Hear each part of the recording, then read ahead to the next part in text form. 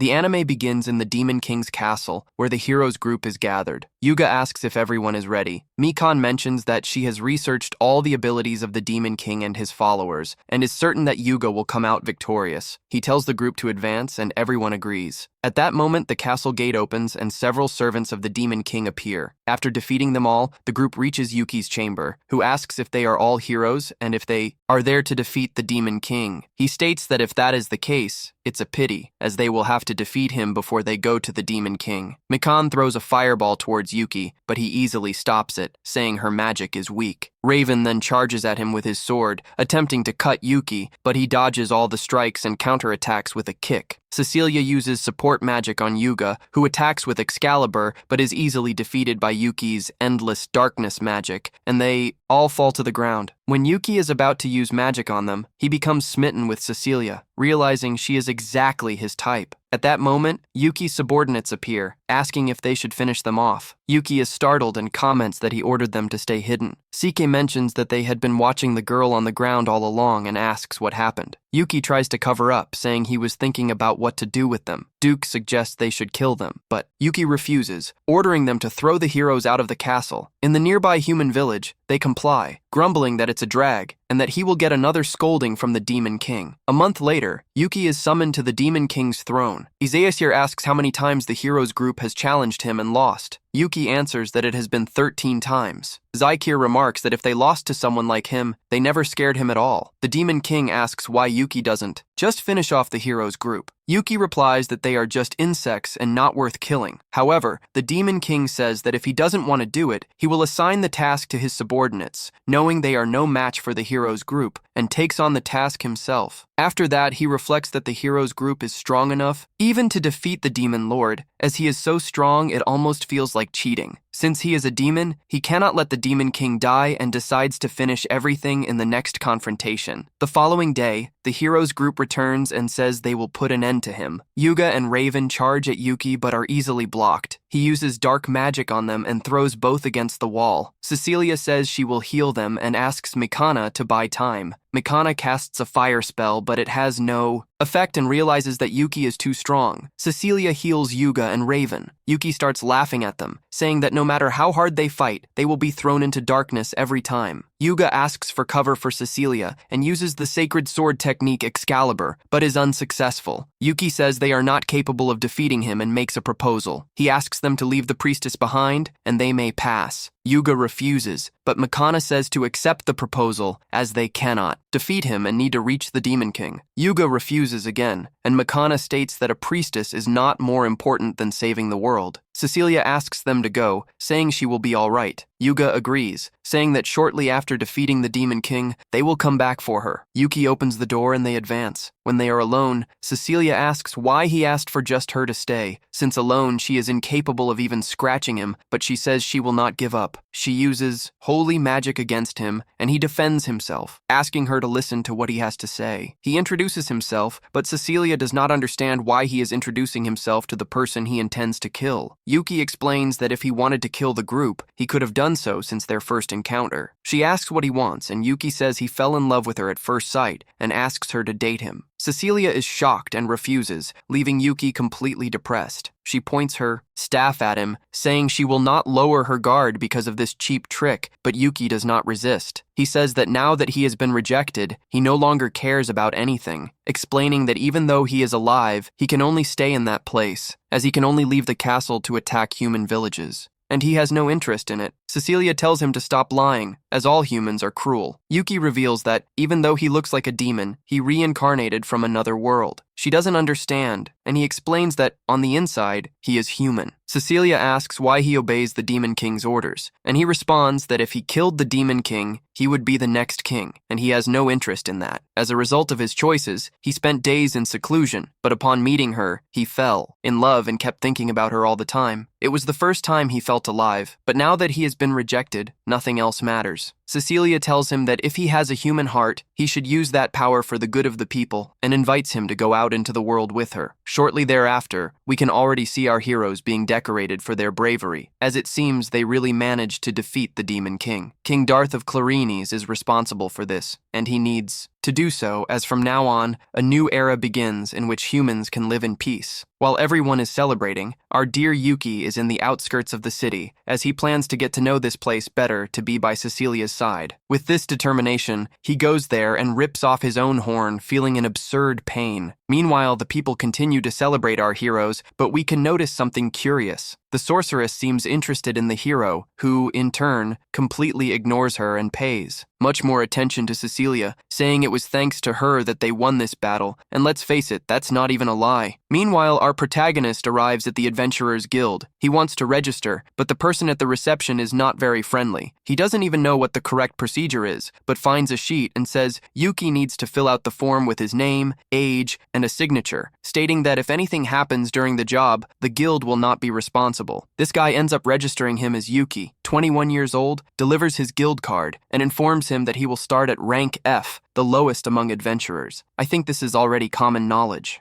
but he can rise to rank S, which is the highest, granting him more reputation, better missions, and of course more money, cash, bills, dough. This man named Kleiman doesn't seem very eager to work, but at least he wishes Yuki good luck in his adventure. Later that night, our protagonist completes a few missions, gets some money, and starts thinking about what he can do from now on. But his biggest plan is, once again, to confess his feelings to Cecilia. He wants her to accept his love no matter what, and ends up laughing like a madman once again. And as expected, with his strength, it doesn't take long for rumors to start spreading about a boy who is leveling up at an incredibly fast pace. The best part is that Yuki doesn't stop working. He always goes to talk to Kleiman to take on his missions. This ends up irritating the man since he is not the only one working there, although, according to Yuki, it's precisely because Kleiman, ironically, works especially fast despite being lazy. What he didn't expect was that Kleiman would also be so curious, as he soon asks who the hell Yuki is. He tries to say he's just an ordinary adventurer, but Kleiman thinks that's nonsense. A week has passed, and he's already gone from rank F to rank D, so there's nothing ordinary about that. Our protagonist gets scared, thinking he will be discovered, but Kleiman says that, well, at least he's not doing anything illegal, so they end up putting that aside. Still, they make it very clear that the reception is not his job. At that moment, a hooded girl appears asking to cancel all those missions. When she turns around, Yuki immediately realizes it's Cecilia and is completely enchanted. Kleiman, of course, also knows her and asks what the hell she's doing there. The girl tries not to draw attention, but tells Yuki that they need to talk, asking him to follow her to her house. And of course, our protagonist sees no problem with that. However, as soon as they arrive at the residence, we notice that the guards are also very fond of Cecilia, especially one of them who, upon seeing a man descend from the carriage, asks who the hell he is. The companion tries to calm him down, but at that moment, Cecilia appears visibly irritated, saying that Yuki is her friend. This shatters the guard's heart,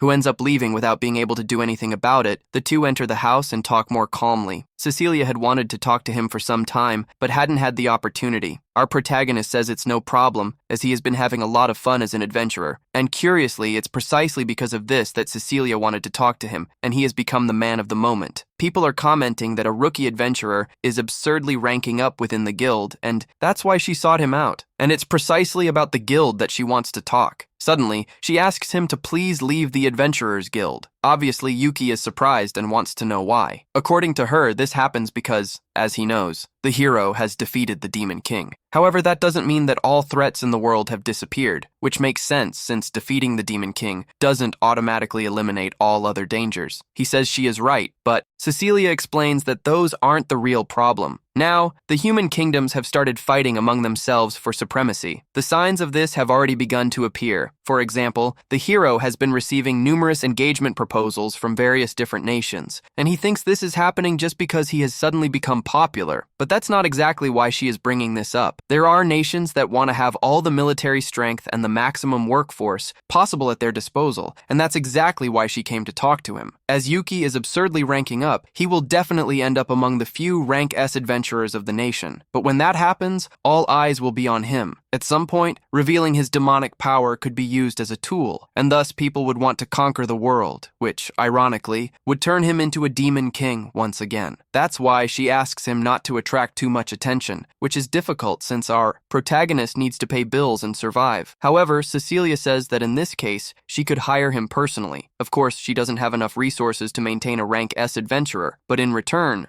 he will do everything in his power for her. She only wants to do this because she truly cares about the peace of the nation, to the point of even bowing before our protagonist, something he doesn't like at all, telling her never to do that again in her life. He makes it clear that even if a beautiful lady appears and confesses her feelings for him, he will never accept, as the only person admired by his eyes is her. This ends up drawing good laughter from poor Cecilia, as he's once again putting on a real show. During the times he was a demon, this makes her feel much more at ease. Then she says he can continue working as an adventurer, or she agrees, and also claims she will try not to stand out too much. At that moment, someone knocks at the door looking for Cecilia. Then we are introduced to Aquarim, her mother. Our protagonist becomes incredibly nervous in front of her. Aquarim apologizes to Yuki for the doorman's behavior and tells him not to worry, as Sophia, one of her maids, will take care of disciplining him. Sophia asks Aquarim how many bones she should leave intact, which leaves both Cecilia and Yuki extremely worried. Getting to the point, Aquarim asks Sophia to step outside for a moment and, alone, asks her daughter if she talked to him about it. Apparently, Cecilia has received several marriage proposals, and to make matters worse, one of them came from the hero. This causes our protagonist to completely lose his patience and start cursing him in the air. The mother clearly notices that Yuki is in love with her daughter, and seeing that it was no longer possible to hide it, he doesn't even try. Then, Aquarim steps forward and asks if in that case he would like to marry Cecilia. Obviously, he was about to say yes, but he notices his friend's expression. Therefore, he holds back and says that he has actually already confessed before and was rejected. For now, he only intends to work hard, achieve good deeds, and when he feels ready, confess. Again, something that is starting to bore the mother a little. It was obvious that she would try to encourage something, but Yuki apologizes if he offended her, and he says he wants to respect Cecilia's feelings. By doing this, interestingly enough, he passes the mother's test, as she would never hand over her daughter to just anyone who came along.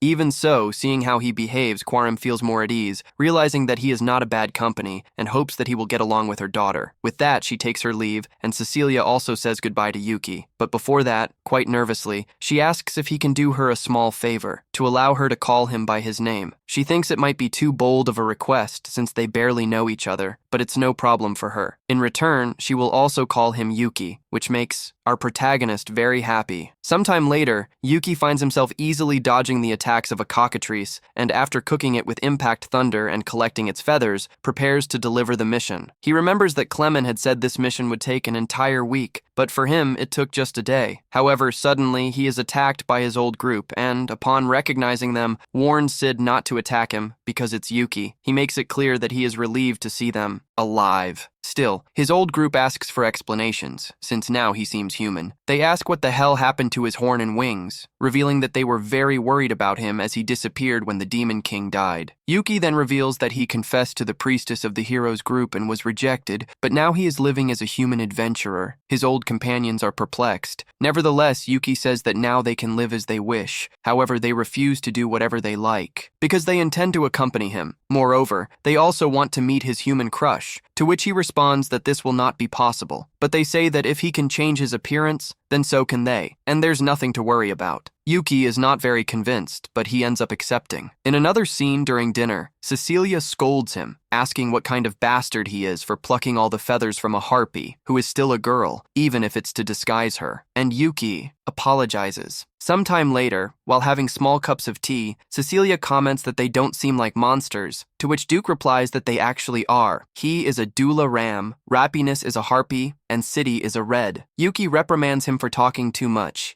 The opposite of what a Dula ram would do, Duke responds that all of this is Yuki's fault, revealing that he used to hate him. He remembers that when they were in the Demon King's castle, Yuki was famous for being a hermit, even when his superior Saikyo ordered him to attack humans. What did he say? That he should get out of that damn room. Upon hearing this, Duke found it very inappropriate for a demon to act that way and tried to correct him forcefully, but ended up ripping off his head and shouting all kinds of things, and that's how he ended up as he is now. What matters is that now he respects Yuki more, just like City Happiness. However, at that moment, they realize that neither of them is around, so they quickly leave to find them before they cause any disaster. The first one they encounter is City, who is with Yuki's mother-in-law. She asks if he knows the boy, and he replies that he is his friend, and apologizes if he caused any trouble. The mother-in-law responds that she loves children and that he was running around the garden earlier, so she decided to accompany him, but then she got tired and ended up falling asleep. Cecilia asks her mother if there wasn't a girl with him, and she replies that Sophia took her inside the house. The boys become worried, and on the other side, we see Sophia teaching how to be a maid, praising Rap for having talent. Upon entering the mansion, Sophia introduces the new maid who will start working from that day. And what does she ask? Of her? What the hell is she doing dressed like that? Cecilia explains the situation to Sophia, who apologizes as she thought she was the new maid arriving that day. And what does she ask Rap to do? To change quickly, but she refuses, saying that she now wants to work as a maid. After exchanging a glance with Sophia, she agrees and takes her to the staff quarters. Sometime later, at dusk, already settled in the mansion, the boys bid her farewell and ask her to do an excellent job. At that moment,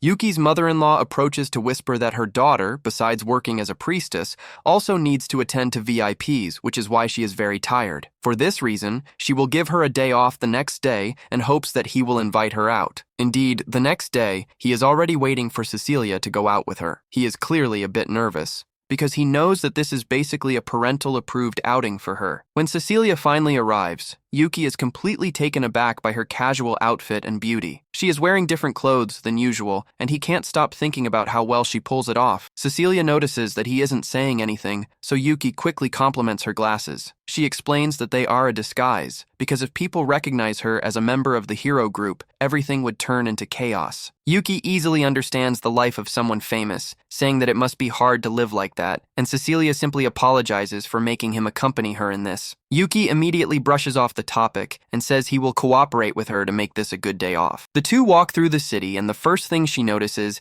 is that there is a new cake at the bakery. Cecilia looks through the window, sees the many lovely cakes on display, and asks Yuki to stop by later to try some. Yuki agrees, and they continue walking through the city, enjoying their time together. Cecilia has fun observing the flowers and some cats, while Yuki firmly thinks that she is the only cute thing his eyes can see. She also decides to try on some clothes in a store, and Yuki doesn't hesitate to compliment her. After that, they continue their stroll, and Cecilia says that, thanks to him, she feels the fatigue of everyday life fading away and sees this as an achievement. Noticing a jewelry store, she invites him to go in and check out some accessories. Cecilia happily agrees, but her voice is instantly recognized by Yuga, who is also in disguise along with Makana. He tries to call her by name without thinking, but Makana immediately stops him, saying that everyone will know who she is if he shouts like that. Yuga apologizes and decides to approach Cecilia to greet her, asking what brought her there. He explains that they took a day off for the first time in a long time to go out and have fun, so he would love for her to join them. Yuki just stands by her side, wondering if that guy is pretending not to see him. Cecilia quickly apologizes and explains that she is with just one friend today. Yuga then immediately recognizes Yuki's presence and leans in to take a closer look at his face, asking if they have met somewhere before, and Yuga, who gets a little nervous, says it must be his imagination. Cecilia immediately agrees, not wanting Yuga to discover who Yuki is. Yuga easily brushes it off and says that she can go with them then. Without giving her a chance to respond, he pulls her into the jewelry store before they can protest. Both Yuki and Makana are left outside, and Makana complains that her first meeting with Yuga in a long time has been ruined like this. She refers to Yuki as a boring civilian, but hopes that things work out between him and the priestess. Once inside the store, Yuki watches Yuga and remembers that Cecilia turned down the hero's marriage proposal, but that he is apparently still interested in her. Still, Yuki refuses to be discouraged just because the other guy is good-looking. He is determined not to give up and enters the store, approaching Cecilia and asking if she has found any accessories she likes. Cecilia is happy to see him again and apologizes for leaving him outside, but Yuki minimizes it, saying he is going to buy her a gift since they are there. This takes her by surprise, so Yuki reassures her and explains that it is to thank her for what happened last time. Cecilia smiles and decides to accept, but Yuga is not pleased with their little interaction and interjects that he will choose something for Makana and for Cecilia as well. Yuki wonders if he is trying to compete with him, but doesn't see him as a threat and ends. Up fixing his gaze on a beautiful necklace with a blue gem, he picks up the necklace and tells Cecilia it would look great on her. She likes it a lot, feeling a bit nervous. Cecilia says it's wonderful, but at that exact moment, Yuga appears with a huge hair ornament he has chosen for her. Makana is not impressed at all, but Yuga is completely confident and proudly tells Cecilia that it is the most expensive item in the store. Yuki is not impressed either, as the most expensive is not always the best, especially in this case. Ignoring all common sense, Yuga carelessly takes off Cecilia's hat to put the accessory in her hair. With that, by removing her disguise, the people in the store immediately recognize her, as well as Yuga and Makana.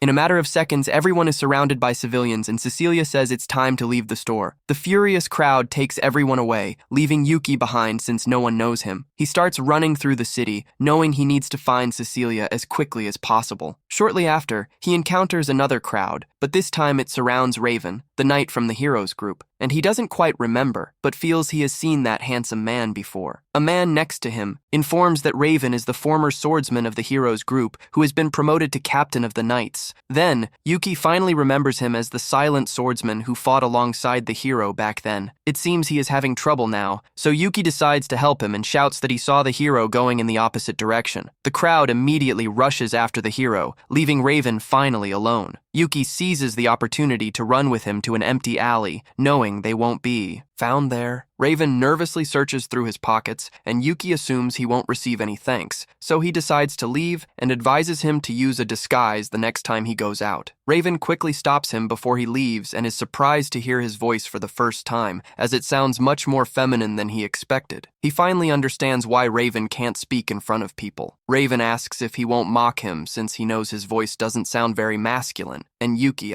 smiles and says everyone has a part of themselves they don't want others to point out, like him being a demon. Raven comments that Yuki is a rare kind because most people laugh when they hear his voice. Yuki assures him he won't laugh and tries to leave once again. However, Raven stops him for the second time and nervously asks if he would like to be his friend. This clearly surprises Yuki, so Raven rushes to explain that the only people who haven't laughed at his voice were his mother and his cousin. Yuki smiles and gladly accepts. Then, Yuki begins to search for Cecilia throughout the city, as he doesn't want their first meeting to end that way. Cecilia is also looking for him, but finds a little boy crying alone and decides to help him, using her healing magic on his scraped knee. Even so, the boy keeps crying loudly because his mother isn't around at that moment, and who appears with his exaggerated dramatics, tells the boy that he will look everywhere until he finds his mother. The boy finally stops crying, not knowing how to react, but Cecilia immediately scolds Yuki. Both Yuki and Cecilia feel relieved that the boy is no longer crying, and then start searching for his mother around the town. Meanwhile, Yuga continues looking for Cecilia and drags Makana everywhere. Makana tries to convince him to go home, saying that it's going to turn into chaos and that they'll be surrounded again. She claims that the priestess has probably already returned home, but Yuga gets annoyed with her insistence and says that, unlike her, he actually cares about Cecilia. He quickly lets go of Makana's hand and runs off, determined to find her. Makana just wonders what is happening. After all, she is still there with him. A little later, Yuga finally finds Cecilia and Yuki, who manage to locate the boy's mother. However, when he turns to tell Makana that he found them, she has already gone. She has finally learned to value herself. The next day, Celia informs Yuki that Cecilia has fallen ill and explains that, besides the fatigue she deals with daily, the commotion from the previous day pushed her beyond her limits. Yuki feels guilty immediately, but Celia reassures him and says that Cecilia just has a mild cold and that it's not his fault at all. On the other hand, after Yuga had been dragged out amidst all that chaos, he insisted on taking care of Cecilia, and she doesn't even know how he found out about that. Celia smiles and says that Cecilia told her everything Yuki did for her, so he can go visit her if he wants. Sophia guides him through the mansion to Cecilia's room, and from her reaction, it is clear that she wasn't expecting any visitors. Cecilia becomes extremely nervous and asks them to wait, but Sophia calms her down and says she has already stored her stuffed animal. This makes Cecilia even more embarrassed, as it was a state secret. Sophia ignores it and asks Yuki to come in, and what's entering for the first time into Cecilia's room and sitting on the stool by the bed apologizes for what happened, but she says it wasn't his fault anyway. And what's insisting and explaining that he knew she was exhausted, so he was wrong to drag her around like that. Cecilia smiles and decides to play along, saying that then the blame really was his, and since her day off was ruined because of that, she wants him to go out with her on her next day off to make up for it. And what? Obviously not expecting this, soon gets excited, as that is clearly a promise of another date. His dramatic side shows up again when he says he won't disappoint her again. However, as soon as she starts coughing, Sophia doesn't hesitate to kick him out. As Yuki walks away from the mansion, he suddenly finds Raven, who nervously asks him for advice, as there's someone he likes. There's a girl who didn't make fun of his voice, and even praised it, saying she envied him. Yuki immediately understands why he fell for her and decides to boost his confidence, reminding him of who he is and how handsome he is, assuring him that if that girl praised his voice, then he has nothing to worry about and should definitely make the first move. Luckily, it seems to have worked. Raven drops the disguise and thanks him for the advice, saying it helped him find his courage and that he's going to confess his feelings to the girl. Then, after Raven starts walking straight, what's running through his mind is why he's heading towards the mansion, realizing at that moment that he was probably talking about Cecilia. Yuki becomes desperate for having encouraged a rival, but thinks that she wouldn't accept that proposal easily. However, he remembers that they were part of the hero group and starts imagining Raven protecting Cecilia. A second later, Raven returns looking like a zombie. Yuki asks how it went, to which Raven replies that he'd rather be dead, continuing to walk like a zombie. Later, Yuki goes back to Cecilia's house under the pretense of being worried about her. Sophia comments that he just left, and what's observing that the situation seems completely suspicious. Sophia immediately refuses his visit, and he sends her to come back another day. He asks if Raven has just left, and the maid confirms, saying he asked to see Happiness. Upon realizing that Raven confessed to Happiness, Yuki is shocked and decides to go see her. Yuki asks if Raven came to see her, and she confirms. Yuki comments that he is her friend and asks if he confessed to her. When Happiness confirms, Yuki asks what she replied. She says she only said impossible, and Yuki is surprised by her insensitivity, but he says if she doesn't like him, there's nothing to be done. Happiness says that's not it, but when bombarded with questions from her captain, she runs off, saying again that it's impossible. That night in his room, Yuki meets with Sik and Duke to talk about Happiness and Raven. Sik asks who Raven is, and Yuki recalls that he was the swordsman from the heroes group. He remembers him as the human who always lost to the captain. Duke asks why Yuki is making a human get close to Happiness, since even if humans say they like her, it shouldn't stir positive feelings in her. Harpies are beautiful by nature, and for this reason, humans capture them as slaves. Additionally, there are many humans who hunt them for their feathers. Raven only joined the Lord Demon's army because Duke saved her from a human trying to enslave her. Sik comments that even with that happening in the past, he believes she doesn't hate humans, as there are also kind humans, and she voluntarily became a maid in the human mansion. Yuki agrees and tells Duke not to worry, as Raven doesn't seem like a bad guy, and Happiness herself must have noticed that. The next day, Yuki goes to the Adventurers Guild and looks for Kleeman. The receptionist, upon seeing him, asks if he is the person who is always talking to the vice master of the guild. Yuki is shocked to hear the term vice master and asks who she is talking about. She confirms that Kleeman is the vice leader and understands what Yuki is feeling. He asks where he is right now, and the receptionist comments that he is hospitalized. Yuki goes to the hospital to visit him. Kleeman thanks him for the visit, and Yuki asks what happened to him. The man replies that he accidentally made his wife angry,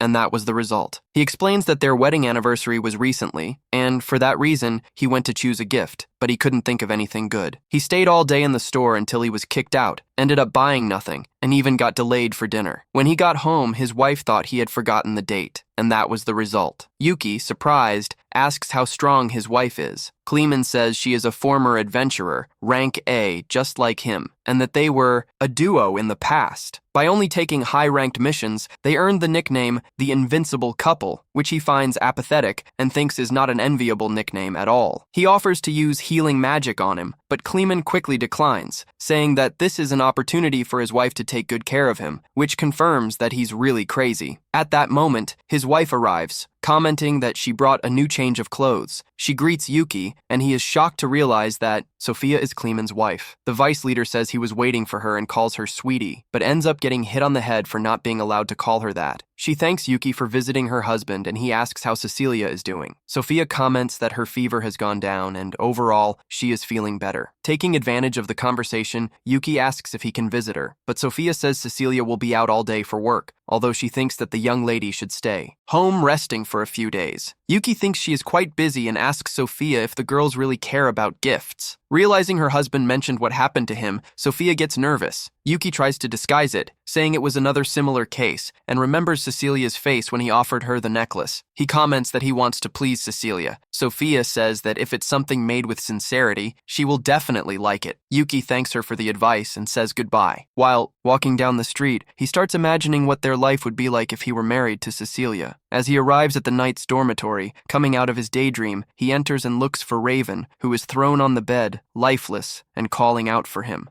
But there is no reaction, so he uses the ultimate card and speaks the name of Happiness, which causes Raven to quickly come back. Raven asks how he knows that name, and he says that they have known each other for a long time, and asks if he has time to tell how they met. Raven recounts that it all started one day when he was patrolling alone. Some thugs were harassing her in an alley. Raven decided to intervene and defeated one of them. Then, when the others saw that he was from the Order of Knights, they decided to retreat. Without further ado, he said goodbye to Happiness, but she stopped him and thanked him. Raven replied that he was just doing his job. Upon saying this, he realized that he had heard her voice. Embarrassed, he was about to leave, but Rapness told him that he had a beautiful voice. Obviously, Raven thought that was absurd. However, Rapness went on to say that it was beautiful and that she envied him for it. After that, she said goodbye. Back to the present, Raven mentions that her uniform looked familiar to him. Then Yuki understands that that's why he went to Cecilia's house. Raven asks if Yuki knows her too, and Yuki replies that he does. Thus, he tells his story. Raven is impressed by his determination and becomes even more depressed about not being able to be like him. Yuki asks him not to think that way and reveals that Rapness has difficulty dealing with men due to past traumas. Raven understands that's why she rejected him, since her sudden confession scared her, and he doubts it's just because of that, but comments that it's still too early to give up. He encourages him to keep going and suggests they go out together to spread their minds. So, they go to a store where other couples are buying things. Raven asks Yuki if they won't look strange, but that doesn't concern him. Then Yuki sees that Cecilia's gift is still there and buys it, hoping she will like it. At that moment, he sees Raven looking at what to buy for Happiness. Raven approaches, pointing out a flower-shaped ornament, saying it would look perfect on her. He wants to buy it, but wonders if Happiness wouldn't be scared to receive a gift from a man she barely knows. Yuki, as a love expert, comments that if he does it from the heart, for sure, she will appreciate it. Raven doesn't fully believe it, but is sure that Happiness will like the design and decides to give the gift when he sees her again. So, he buys it, and not wanting to speak, writes on a piece of paper that he will bring it. At that moment, Makan appears recognizing Raven and Yuki as companions of Cecilia. Makan teases them for being in a place like this. However, Yuki responds that they came to buy a gift for their beloveds, although Raven didn't want this to be revealed. Knowing this, Makan confirms that Yuki is interested in Cecilia, but is even more surprised with Raven. Since he doesn't respond, Makan understands it's her fault for laughing when she met him. In that instant, they notice that the entire store is looking at them, so Makan invites them to talk somewhere else. Yuki was about to refuse, but Raven asks them to accept, and so they go to a food place. However, instead of talking, Yuki and Raven start eating to avoid saying anything more. Maiken then comments that she intended to give information about Cecilia, which ends up convincing Yuki. Maiken asks how far he has gotten with her. Yuki tells that they are still nothing, and that Cecilia receives many marriage proposals, like that of the hero. Mikan knows that the hero has already been rejected, as he always makes Cecilia angry. He intrudes when she is changing and when she is bathing, besides always being surrounded by women. Mikan warns Yuki that it is very dangerous to irritate Cecilia, so he must be careful. After that, the conversation turns to Raven. However, Yuki doesn't want Mikan to meddle in his love, but she wants to help as well. Plus, she has no one to talk about these things. Raven deduces that she also needs help and comments that Yuki is good at giving advice. Thus, Mikan shares that Yuga is upset with her for something that Raven also knows and makes Yuki swear that he won't tell anyone. Then she reveals that they lost many times in the Demon King's castle. Yuki, who already knew all this, doesn't know how to react. She tells that whenever they lost, they were healed and thrown into the nearest village. However, they also lied to that people, saying that they returned to prepare better and protect the hero's honor until the resources ran out. Then, the demon proposed that they leave Cecilia behind, and she did not hesitate to convince the rest of the group to accept the deal. Now, she believes that Yuga will never forgive her for making such a cruel decision, and although he says nothing and acts joyfully, she can feel it. She asks Yuki if he also hates her, as she almost caused the death of the priestess he loves so much. Raven asks Yuki not to blame Makan. After all, he is. Also to blame for not voicing his opinion when this happened. Yuki thinks he is the cause of everything, since he even made the heroes group drift apart. In light of this, E asks if they have told Cecilia what they feel. Makan replies that no, after all, she doesn't think it's appropriate to say that she sacrificed her to protect Yuga's honor because she was in love with him. Therefore, E asks if she intends to continue living with this discomfort and urges her to think a little more about it. Mikan agrees, thanks them for the advice, and bids farewell to both. After hearing all of this, Raven comments that he also does not want everything to end like this. Thus, they decide to talk to Happiness. Upon arriving at Cecilia's family's residence, Duke comes out to the garden, and E takes the opportunity to introduce Raven, but Duke recognizes him as the guy who declared his feelings to Happiness. Becoming defensive, Duke asks why he has come, wondering if he wants to be rejected. Again,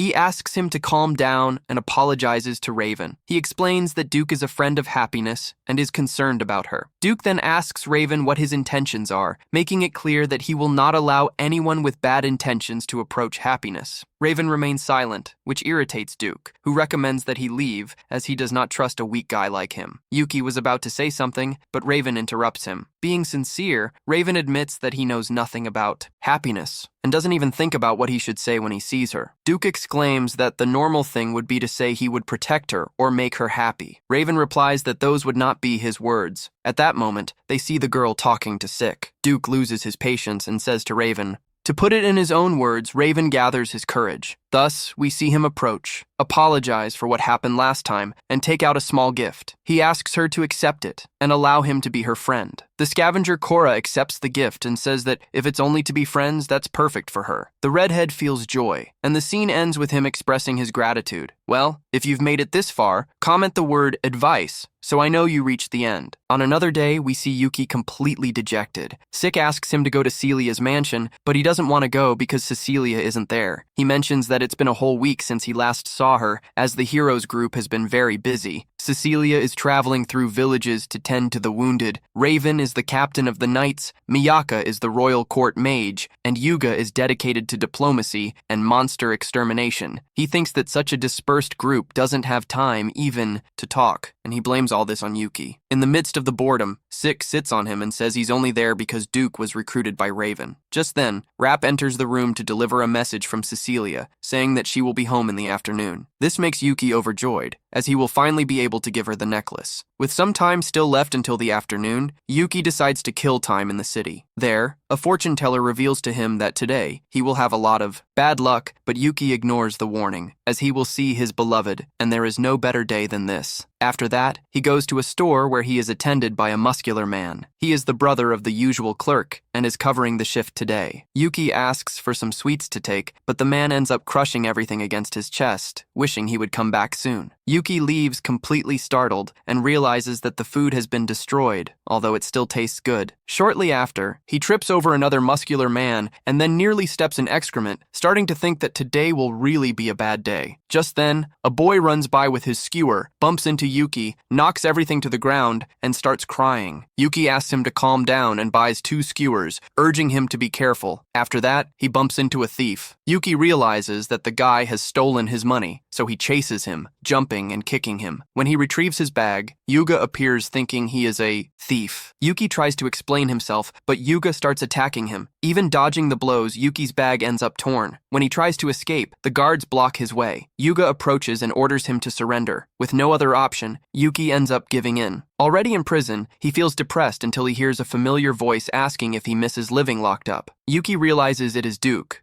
He says that Raven is already investigating the case, so he asks for patience. This makes Yuki feel relieved, now that Duke is under Raven's command. Yuki should call him captain, but for Duke, Yuki is his only captain at this moment. Another guard arrives. She is Irene, an elf. She informs Duke that he needs to return to training, as the sub-captain is furious that he left. Duke tells her to forget that and to hand him the key, since, as Captain Raven stated, Yuki did nothing wrong. Irene hands over the keys and mentions that the hero wants to apologize to him, leaving Yuki curious about what he intends to do. Thus, we see Yuki gathered with Raven and Yuga. The latter, with his usual demeanor, offers a feast as a way of apology. After they eat, Yuga hands Yuki some pages filled with apology phrases that Raven forced him to write. Then, Yuga asks if he is the boy who was with Cecilia the other day, and Yuki confirms. Then Yuga asks what his relationship with her is. The protagonist replies that they are just friends, which relieves Yuga, who then asks for advice on how to get along better with her. Yuki is indignant, after all. They are rivals in love. Concealing his discomfort, he says he can't help, as he doesn't know her that well, and suggests asking someone else. Then Raven proposes Mikana. Yuga says he finds that unlikely, as she hates Cecilia. This surprises Yuki, who asks if that is what she said. Yuga replies that no, but he's sure, as she tried to abandon Cecilia in one of their battles, although fortunately nothing happened. Even so, he thinks that's very cruel. Yuki's face grows serious upon hearing this. He asks if Yuga is serious. As far as he remembers, Mikana wasn't the one who abandoned Cecilia. Yuga shouts that he doesn't know anything, but Yuki reveals that Mikana told him everything while crying, saying that actually it wasn't her idea to abandon Cecilia, but rather a proposal from a powerful demon against whom they couldn't stop losing. Even so, Yuga says that he always opposed it, and that Mikana insisted on accepting. Faced with this, Yuki responds that Mikana cried when she told everything because she felt guilty. This seems absurd to the hero, which reinforces that it was she who insisted. Yuki loses patience and shouts for him to remember, for in the end, the final decision was his. Despite this, Yuga refuses to accept the blame. Raven then intervenes, asking them to accompany him. Thus, Yuki demands that Yuga stop blaming his companions and take responsibility for his actions as the hero he is. In light of these words, Yuga begins to cry and apologizes. The hero calms down. He then shares that he has known Mikana since they were children. She has always been very hardworking and scolded him when he was wrong, but even so, she has always been by his side and supported him all this time, even when he was chosen as a hero. Now, aware of what he has done, he wonders what he should do and recommends that he continue to let her scold him. After all, she cares about him, and if that doesn't work, he can just think of something else. Yuga thanks her and decides to go apologize, but feeling unsure about going alone, he asks both of them to accompany him. The three, holding hands, walk to Mikana's house. Yuga thanks them for coming with him and gathers courage to enter alone. They encourage him, especially Yuki, since this way the division of the group would finally be resolved. However, Yuga is too hasty and enters Mikana's room without knocking, just as she was changing. The screams can be heard from outside, but Yuga doesn't leave and asks her to listen to him. He has finally realized that he did something terrible. He has always caused trouble and still blamed her for the decision to abandon Cecilia, now saying he is very sorry. He thinks that simply asking for forgiveness is not enough, but believes he can start with that and begs her to continue scolding him. This disappoints Mikana, who comments that he barged into her room while she was changing just to ask her to scold him, questioning if he has become a masochist. Then, she gives him a punishment for being a pervert. Meanwhile, Yuki leaves, leaving Raven in charge of the situation. On his way to the mansion, he crosses paths again with the fortune teller from before. Once again, Yuki ignores her, but the fortune teller comments that his destiny has just changed, perhaps because of the good deeds he has done. Along the way, Yuki meets the man from the shop and his sister. He had come to apologize for the smashed sweets and handed her other ones as an apology, but Yuki thanked him and continued walking until he was surrounded by three men dressed in black. At that moment, a butler greeted him, apologizing for the trouble caused by the young man. Master Yuki recognized him as the boy with the skewers. The butler explained that he had escaped and handed him a gift as an apology. After that, we see Yuki arriving at the mansion and apologizing for being late. Upon entering, he saw Cecilia. She commented that it felt like an entire month had passed, and before they even sat down, Yuki handed her the gifts he received, sweets and skewers. Since they were there, Cecilia asked if he would like her to prepare tea, and Yuki questioned if that wasn't the maid's job, but she replied that Sophia had taught her how to make it, adding that she was also a good cook, which made Yuki fall even more in love with her. After they ate, Yuki shared that Rap and Raven had become friends and also commented that he had met Mikan and Yuga, wishing that everything would work out for them. Cecilia was about to ask something when they heard Yuga's screams. He entered the room without warning and stated that he had already recognized his mistake and wanted her to reprimand him. However, Mikan hit him, saying that he had already told her that. She explained that everyone had come there to apologize and realized she was out of place, so she left. Mikan directly apologized to Cecilia, regardless of the reasons. The truth is that they abandoned her. They were all cowards and left her alone with that demon. Cecilia asked them not to worry. At that moment, it wasn't just her life that was in danger, as it also must not have been easy to face the Demon King without a healer. Then the battle was shown. In reality, they defeated the Demon King with overwhelming superiority. As soon as the battle ended, McCann rushed back to look for Cecilia, finding her by chance along the way. Seeing that she was fine, she collapsed unconscious in her arms. Cecilia recognized McCann's effort in trying to come back for her. Moreover, she acknowledged that there were no other alternatives, so no one did anything wrong.